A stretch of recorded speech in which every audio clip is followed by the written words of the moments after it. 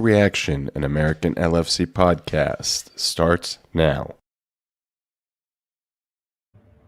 Welcome all to the pod. Salim is out of town, so I'm afraid you just got me this week. And actually, I'm out of town as well. I'm in South America, in Chile. And it's a beautiful sunny day here in Santiago. The country's just going into summer.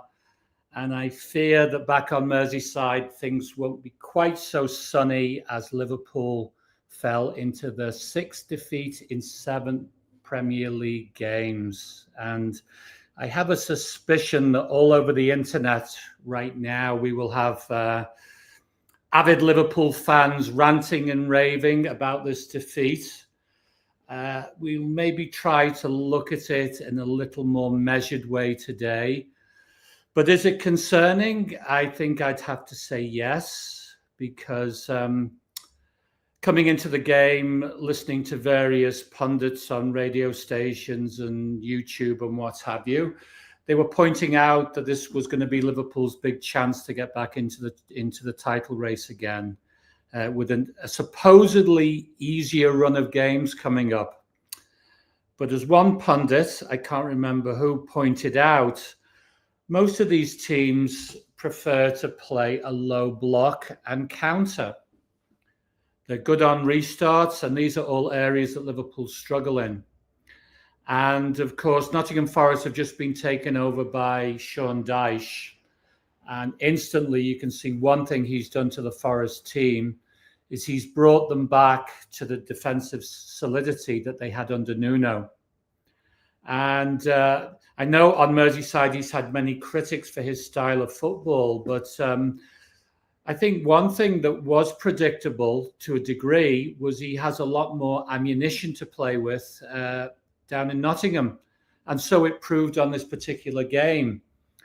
Forest, while they were very, very solid at the back, they were very dangerous on the counter-attack. And we'll maybe come to that a little bit more in a moment. But the game started reasonably well from a Liverpool perspective. Mo Salah seemed to be involved. Gakpo on the other side. And I think one thing that was significant was Gakpo actually did get behind the Forest defence on several occasions, pull the ball back. And what Forest did brilliantly was they certainly got bodies between the ball and the goal. And in fact, early on, Anderson, who was outstanding, I thought, actually blocked one shot from I think it was McAllister, actually, not Gakpo. And it was going in.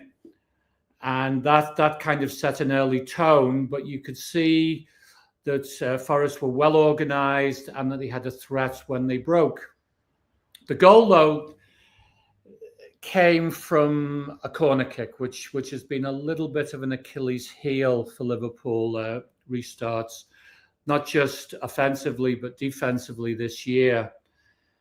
And one thing that was interesting was Forest had the ball in the Liverpool net twice in quick succession. And I thought that the decisions were the wrong way round. The first goal that was finished, I believe it was by Murillo at the back post, number 14 for Nottingham Forest looked offside, Ndiaye, and he looked to be way in the eye line of Liverpool goalkeeper Alisson Becker, which I guess was the reverse of what's happened the last time around at Manchester City. But the goal was given. There didn't seem to be any check on whether the Nottingham Forest player was offside, but he looked offside.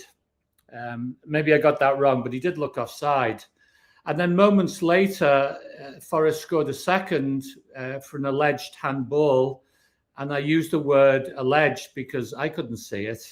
And I don't think most people watching it could see it either.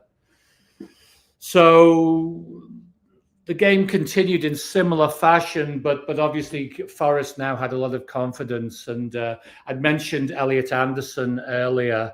And boy, oh boy, could Liverpool do with a player like him in central midfield that basically protects the back four, destroys a lot of things from the other team going forward. And I'm going to come back to this when we talk about Liverpool and Ryan Gravenberch in particular. So half-time, 1-0 to Nottingham Forest. And attacking the Kop, we didn't have to wait long for a second goal. Shades of the Manchester United game, with Forest pretty much scoring right from the kickoff. 2-0, and all of a sudden, what was maybe a little hill to climb became a mountain. And to be honest, through the second half, until injury time, Liverpool didn't really look like scoring, did they? I mean, in previous games, you could maybe say that Salah wasn't involved. He was involved more today. You could argue about how effective he was. But really, it was Nottingham Forest that carried the threat.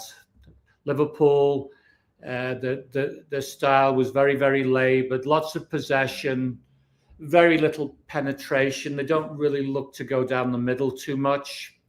And I suppose arguably you could say that Forest had that sealed up anyway. But they had Isak starting, and later on they brought Ekitike on as well. But still, lots of very, very slow, ponderous passing. The ball goes out wide. And even if Liverpool do get it into the middle, everything is closed up long before the ball is delivered. So Liverpool didn't really look a threat. Forest, on the other hand, had bags of space, great counter-attacking football for a team in the situation that they found themselves in. And they scored a third goal, and I would have to say that they deserved it. Morgan Gibbs-White, to correct myself. Great finish after a superb save from Alisson when maybe Hutchison might have scored. 3-0. And yeah, I mean, one thing that you have to say, if you're looking at the pattern of Liverpool's defeats, early on they were losing 3 games to late goals. And the last 3 games, even though Brentford was 3-2, really the game was done and dusted for the opponent long before the final whistle.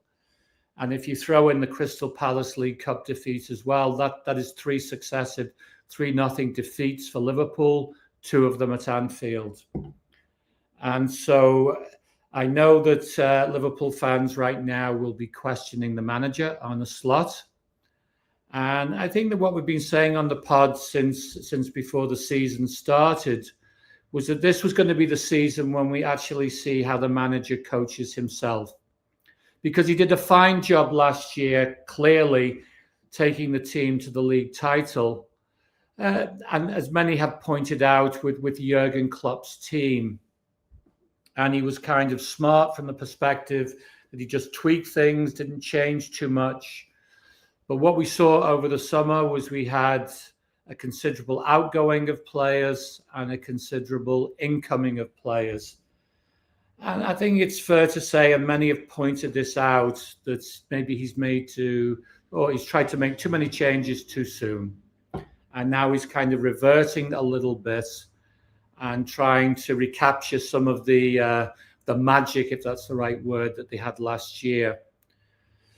So let's look at the team that started today. I wasn't surprised that he started Kerkez because obviously Andy Robertson had 2 demanding and emotional games with Scotland in World Cup qualifying. He's into his 30s and he does need management in terms of his minutes. And Kerkez came in, and I can't fault him for his work rate. But I think, as the pundit Leon Osman pointed out, and I'm paraphrasing here, he certainly got in the way of Gakpo a lot, drawing men in with the inside run, the underlapping runs. He was pulling defenders in. And whilst Gakpo was having success early on, the longer the game went on, this became more and more of an issue. And for me, I think Kerkez was a good signing, but the signs were there long before today that he's found the transition to Liverpool Football Club to be difficult.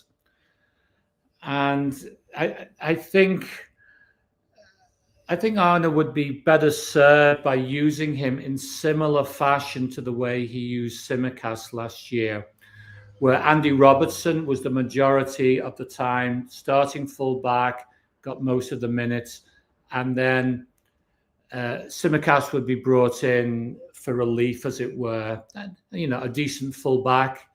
And I think that might be an easier way to transition Kerkez into the team and give him some confidence. And I think the team looks a lot better with Robertson alongside Van Dijk at the back right now.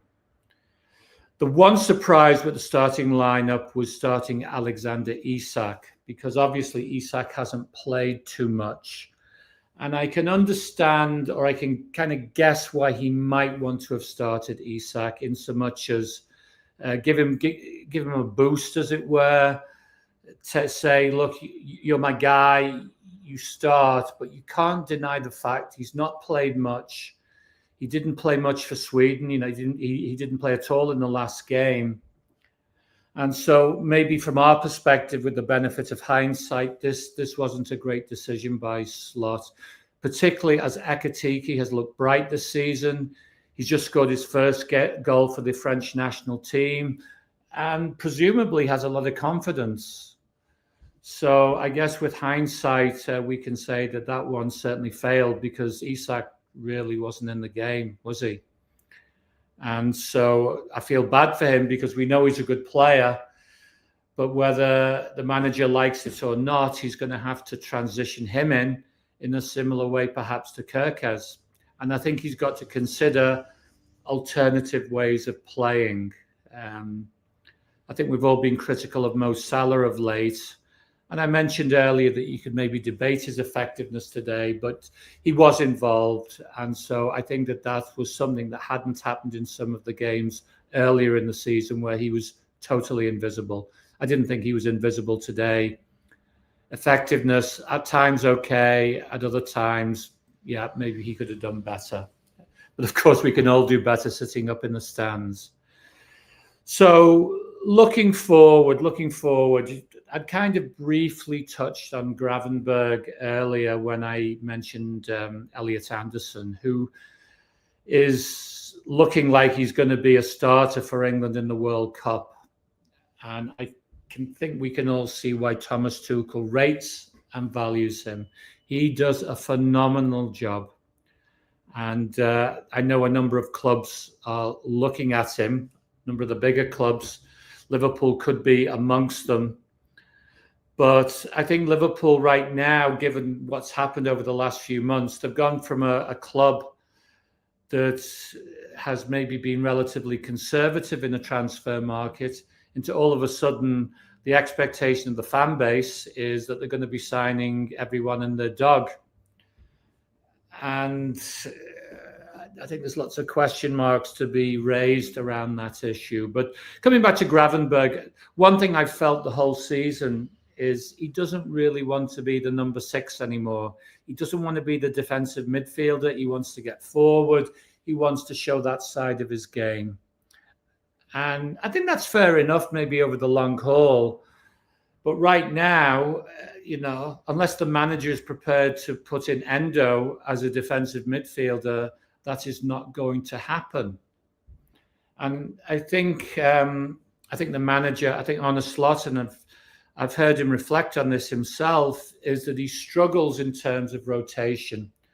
And I think one thing that's very clear is that he favors players and then he has difficulties in maybe moving them out of the team. So for my money, if I look at somebody like an Endo, look, I hate to bring in Jurgen Klopp into the conversation, but I think that if a manager like Klopp was in there, I think he would say, okay, well, Endo has to play some games, whether he's the exact player that I'm looking for or not, because he can do a job, he's effective, he's a team player, and he will do his best. And so I think Arne struggles. I think he struggled with Harvey Elliott before, and he's always struggled with Endo. I think Endo could be getting more time because I think he can do a particular job that maybe others don't want to do. And I think Gravenberg doesn't want to be the number 6 anymore. I think he had a great season last year, and maybe there's 1 or 2 stars in his eyes right now. And looking at him athletically, if you had an effective number 6 or certainly a defensive midfielder, and then you had Gravenberg and Szoboszlai as the other 2 pieces of that midfield 3, that could look pretty good, because both Gravenberg and Szoboszlai, they cover a lot of ground. They're good on the ball going forward. And obviously, I brought in the Hungarian there, Szoboszlai. And going back to pre-season and in some of the games earlier in the season, we have seen Szoboszlai as a right full-back.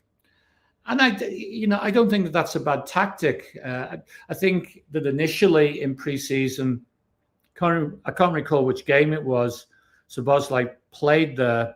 And my guess would have to be it was because the manager was thinking, okay, we've lost Trent Alexander-Arnold. Trent wasn't your typical fullback, but he was a prime source of distribution for Liverpool.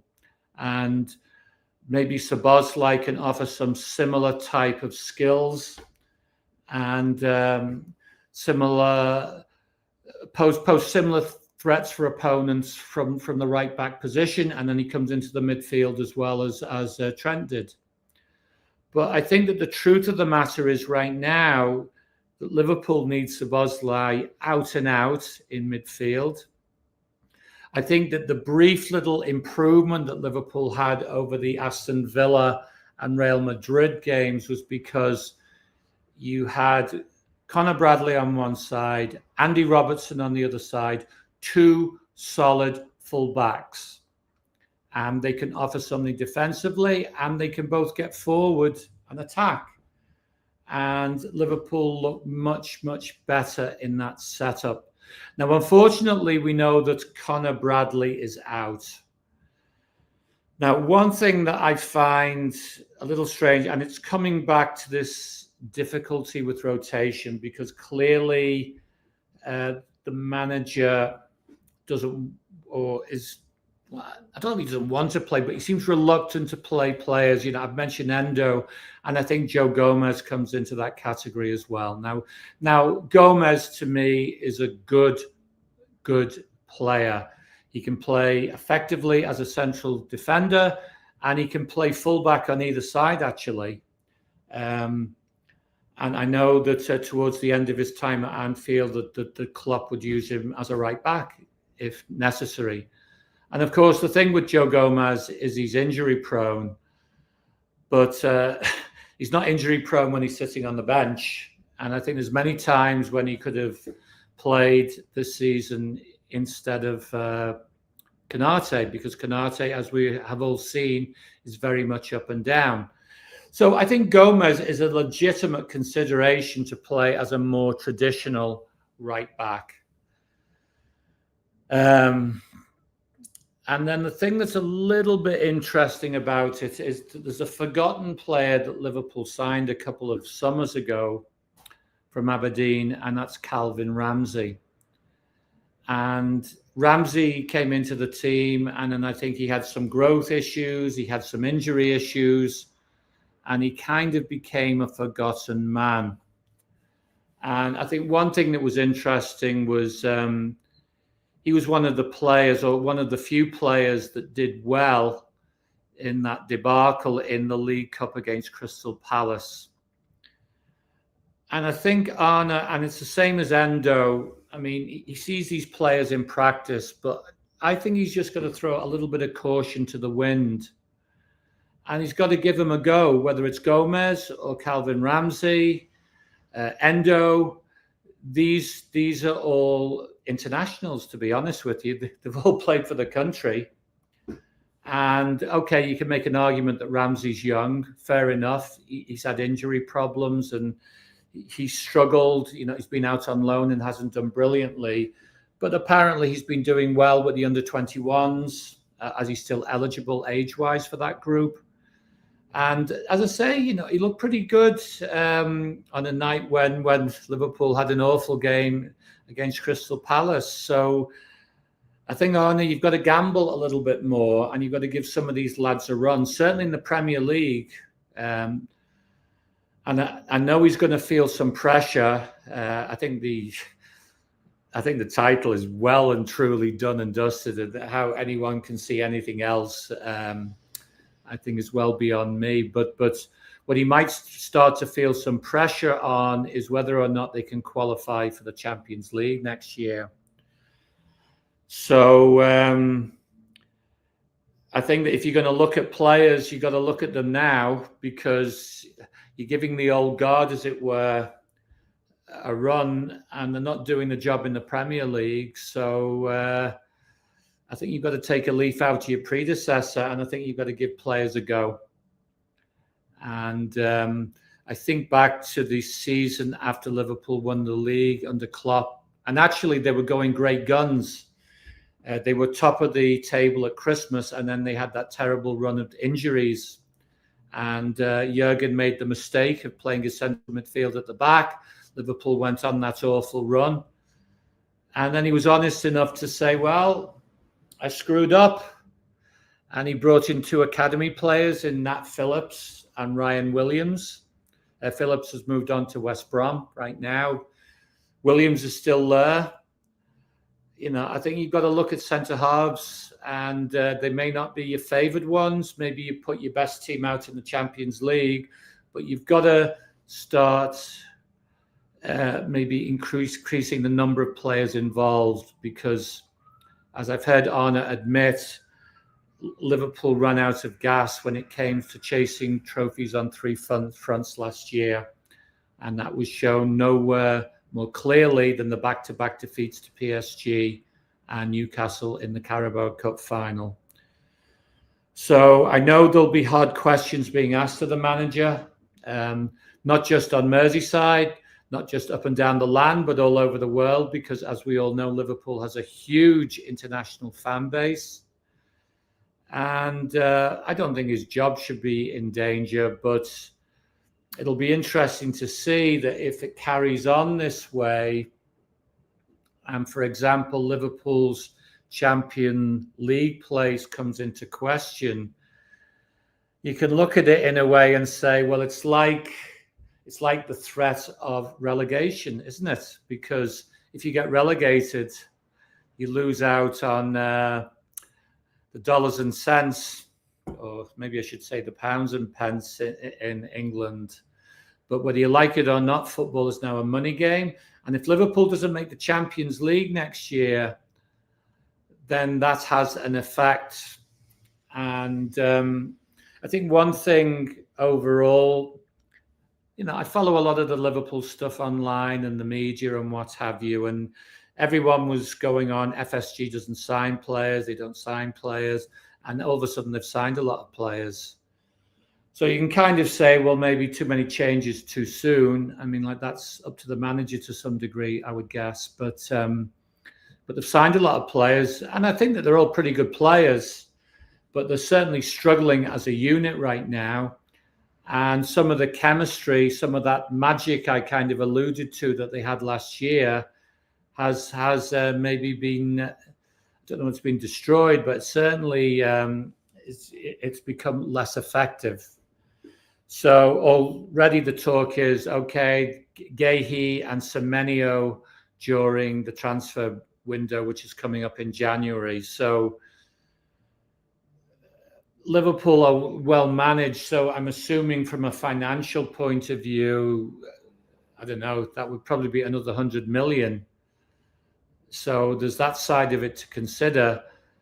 I mean, certainly they need Guéhi, or they need a player at the back. I think there's no doubt about that. Semenyo's a player that I'd have said in the summer, and I did say in the summer that if they're going to sign somebody, that he might be a good option. But have Liverpool now become a club where signing players now becomes the norm? And if that is, then whoever the manager is, and right now it's Arne Slot, has to be a manager that's comfortable in dealing with bringing in big name players, or certainly players that have cost a lot of money, and transitioning them quickly into the Liverpool equation. And I think the only times that happened under Jurgen Klopp would be Alisson Becker and Virgil van Dijk.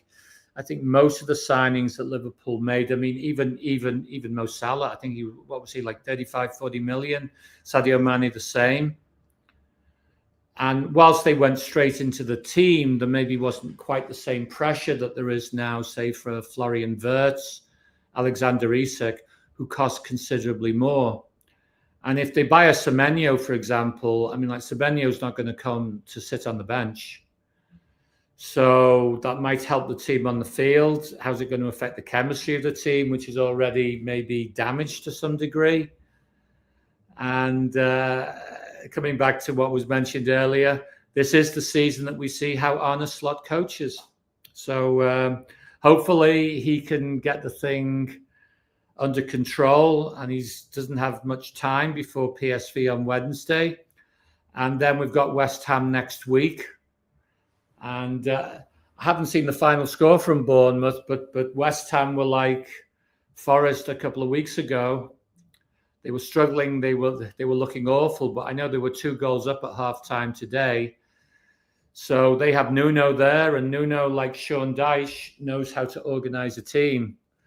So coming back to the point about this is an easier run of games for Liverpool, I can't remember who the pundit was, but he pointed out that all these teams play in a fashion that Liverpool have struggled with to date. And that's how it turned out today, with the score being Liverpool 0, or nil, as we say in England, Nottingham Forest 3. So any fans out there, be they Liverpool or not, I would love to hear what your opinions are about the team. What's going wrong? How can they improve? What does the manager need to do? Please don't say he needs to be fired, because I don't think that's going to happen. Let's be more constructive and positive about the situation. Let me know. Give us some comments, like the pod, and I won't be there on Wednesday because I can't do the PSV game, but I believe Salam will be back, and he will give you thoughts, and hopefully Liverpool can get back on tracks for the game then. So until then, I'll see you next time. You'll never walk alone. Bye now. Coach and I want to take a second to thank everybody for watching on YouTube, or whether you're listening via podcast. Please subscribe or follow the show wherever you consume your content. We are looking forward to continuing to bring you the best Liverpool content out there. We'll see you next time.